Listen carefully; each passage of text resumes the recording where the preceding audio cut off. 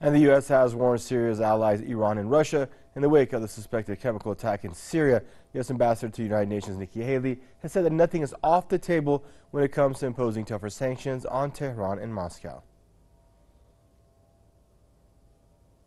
All of that is in play. That's why you're seeing the investigation on Russia. That's why you're seeing the fact that we know the evidence on Assad. We've seen it. We know exactly what happened. And so we're calling them out. But I don't think anything's off the table at this point. I think what you're going to see is strong leadership. You're going to continue to see the United States act when we need to act. We're going to have the backs of our allies, but we also need to see our allies have our backs.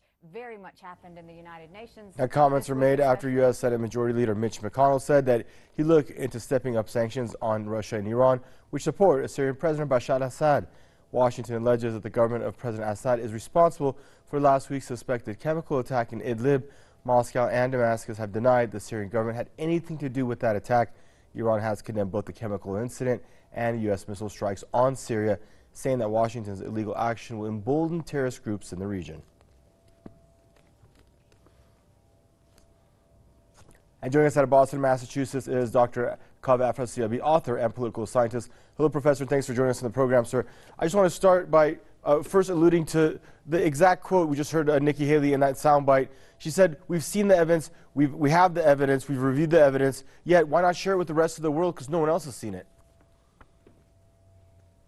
Well, it's a very good question. And in addition to that, there is a very firm mechanism in place at the United Nations, has been so since 2013 with respect to the Organization for Prevention of Chemical Weapons that has confirmed as of 2014 the complete destruction of Syrian government's stockpile of chemical weapons, and has since then made numerous fact-finding missions to Syria, some of which pursuant to the complaints by the Syrian government that its forces were attacked by chemical weapons, mustard and chlorine gas in particular, by the so-called rebels and the terrorists.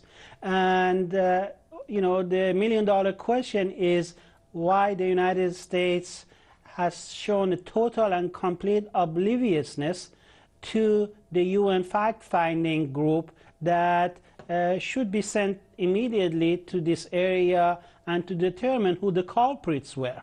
And in my opinion, there's a good reason for that, which is that I personally think that Netanyahu and Mossad's fingerprints are all over this.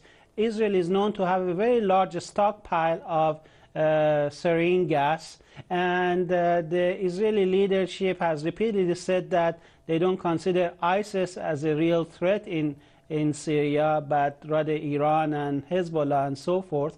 And so this unprovoked unilateral attack is part of this concerted effort for a rollback strategy, using this as a pretext and, you know, shoving it down the throat of the international community, hoping that the world will forget the WMD hoax of the 2003, which was aptly brought to the attention of the Security Council by the courageous Bolivian ambassador just the other day. And so we see a historical deja vu here, and I really think that this is an act of false flag in order to smear the Syrian government and to provide air support for the terrorist groups that are in possession of parts of the Syrian territory, and to throw the country back into the bosom of a very deadly quagmire, precisely at the time when the delicate peace process and all the negotiations that are transpiring in Astana, Belgium and Geneva are making very tangible and rapid progress, and this attack is meant to torpedo that. And to touch on that quagmire that you just mentioned, Doctor, Iran and Russia vowed to respond after the next unwarranted U.S. airstrike on Syria. And what are the potential ramifications of a conflict between the three nations? Well, you know, the immediate reaction by Moscow was to suspend the deconfliction agreement with the U.S., which means that you got two military superpowers in close proximity to each other, and there's chance of, you know, even accidental warfare between them, and, you know, that's a very dangerous prospect for world peace. And hopefully the, you know, the rational people in Washington, and one can perhaps count the U.S. Secretary of State Tillerson, who's visiting Moscow shortly, as one of them, will gain the upper hand and persuade the Trump administration to stick with its campaign pledge of stop looking to topple regimes and overthrow governments. And we see the exact opposite of that parroted by Ambassador Healy, who is a novice with no prior experience in international affairs, and she's doing a very good job not only in emulating her predecessor Colin Powell, but also making America first as a rogue nation with total disregard for international law, norms, and principles. And what about Nikki Haley, threatening with further sanctions against Russia and Iran for their supposedly, she's saying, unwavering support for Bashar al-Assad? Because we know that Russia and Iran are in Syria not to protect the government at any cost, but to protect Syria from a takeover by foreign-backed terrorists and foreign terrorists and extremists and Wahhabi elements, and have always held that Syrian people should choose their government, not any foreign entity or government.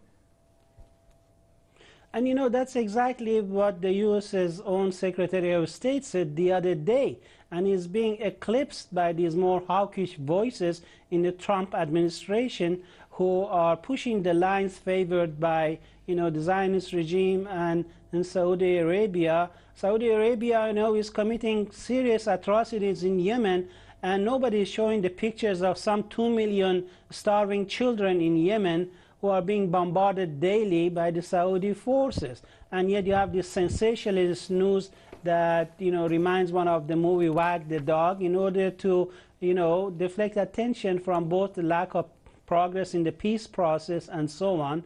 And the U.S. has its hands full in China Sea and so forth, and one can, really wonder if the U.S. has the resources in order to re-engage itself in a very costly Middle East conflict. So all this really underpin the need for a rational discourse and the Trump administration not to cave in to these warmongering voices such as Nikki Haley and so forth, and instead listen to Tillerson, who suggested that ISIS is the main priority, because this is a group that is causing mayhem and is not only against Iran and so forth, but it's also against the status quo powers supported by the U.S. in the region, such as Saudi Arabia. And ISIS is a medievalist group that is holding, slave markets in its territories, selling women and children, and, will be thrown back to the,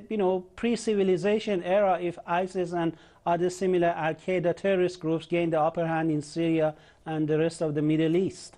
Thank you, Professor, for joining us. That's Professor Akave Afrasiabi, author and political scientist, joining us out of Boston, Massachusetts.